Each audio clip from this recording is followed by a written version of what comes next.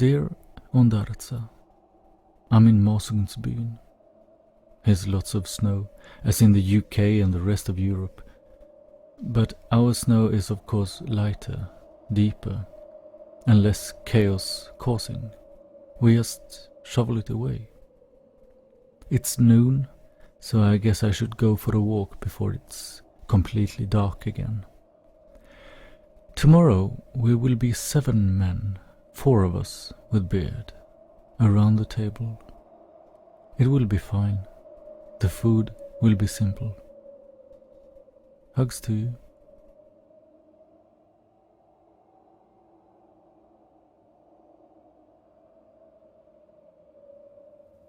Dear Marcus, thank you for your sweet email.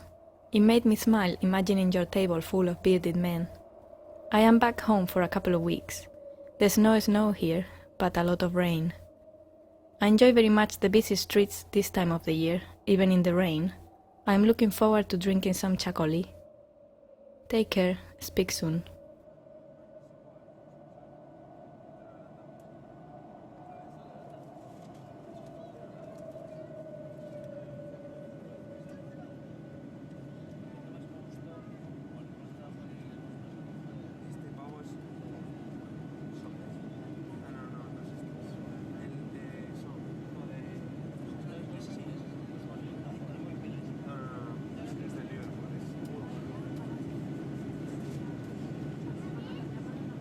I wonder if by observing I can somehow inhabit this landscape, as much as one inhabits a miniature scene in a snow globe. But it remains both familiar and inexplicable. It reminds me of Mars, well, of the images of Mars. I have told you about Percival Lowell before, about his failed maps and the channels that never existed. Why am I always attracted to places that appear so remote, so distant?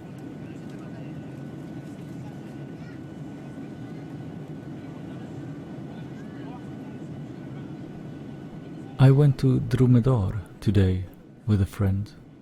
I came to think of the drawings you made from the photos I took of you, the lamp. Me and Vidar are soon going to the Circus Merano. He's excited. I found a magazine about maps. I realize I must have bought it 9 years ago.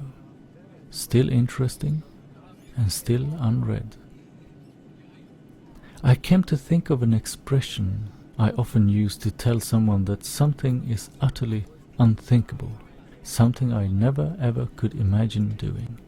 Det finns inte på kartan. It's not on the map.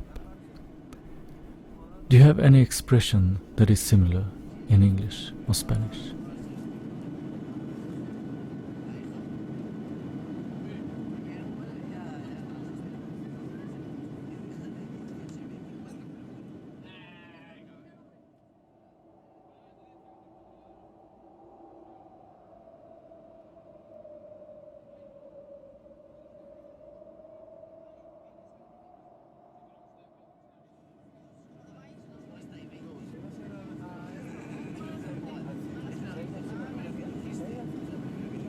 I saw the video you sent me about the Martian clouds.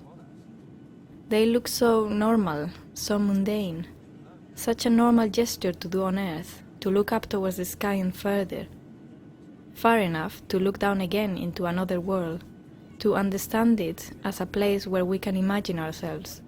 A mental place, of course, but nonetheless.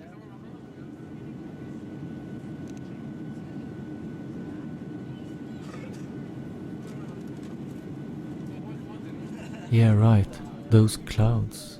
It's funny that it's so difficult to imagine that you actually might see something familiar when going to another planet, though we at the same time cannot imagine anything we have never seen here on Earth. I have a friend who came up with a name of a place that doesn't exist. We both used the name of this place to ask each other if we have had physical contact with any women lately. So, think of Sheffield, as a symbol for a man. And not one particular guy, he must be most replaceable. It's all about the act, the situation, the meeting. It was raining in Sheffield all day. In Sheffield, I never know when the shops are open. Sheffield by night. Sheffield has soft corners. You can have ice cream for free.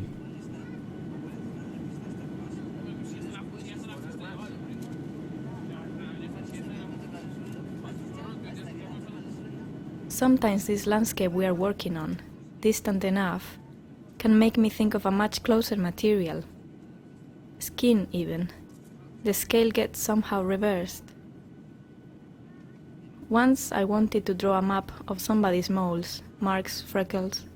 I never made it, but I still think it would make a good drawing though. Little dots spread on a blank paper. Transforming that person into a place to be navigated. A very intimate map. A map of Sheffield, I could call it then.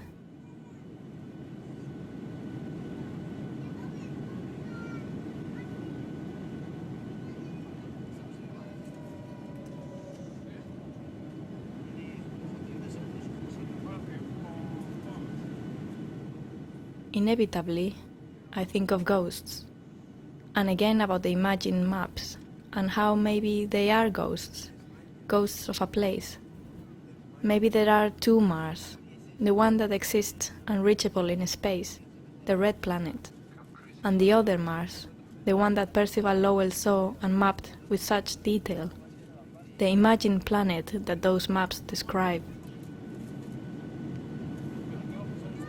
It feels like there is an ocean of interesting.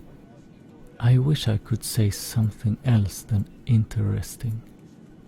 Thoughts to be thought out of this idea of parallel worlds, of which one is the ghost of the other. I have always moved to a new place because of a woman. Well, not every time. Not just a new body and mind to discover, but a new town, new habits, new grocery stores. And it seems like it is my son that has made me stop moving around. He is the anchor. Because of him, I will never be perfectly lost again. If you always hold your own universe in your hand, it doesn't matter where you are. I shall not be so melancholic. No, there's another word I'm trying to catch. I have a great life, and Vidar seems to be fine. I guess you decide yourself if you are lost or not. Godnatt. Sov gott. Marcus.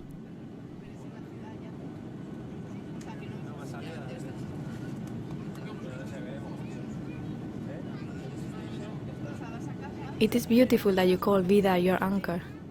Is it only other people that can make us feel at home? Now I had a sudden thought. Maybe we are somehow ghosts to each other. Technology distorts the space between us. It dispatches our words. But there is an inescapable distancing. Perhaps this is why we can't help becoming melancholic, but to expose more of ourselves to compensate the physical gap. Well, I guess all of that belongs to a different conversation, perhaps in a more material space. Maybe Café Dromedar next time I visit Trondheim.